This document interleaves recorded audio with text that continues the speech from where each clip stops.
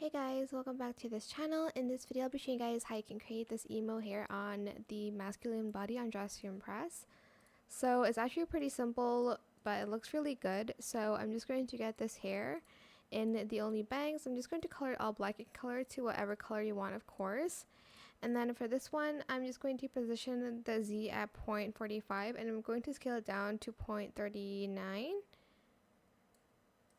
Like this. And then for the hair, let's go to masculine. I'm going to get this one in black as well. Rotate the Y at 1 and scale it down to, scale it to 0.6.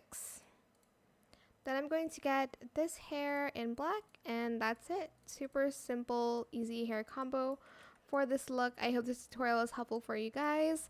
Don't forget to like, comment, share, and also subscribe to this channel if you haven't done that already. If you have any more questions about this video, just leave it in the comment section down below. I will try my best to answer them all for you guys.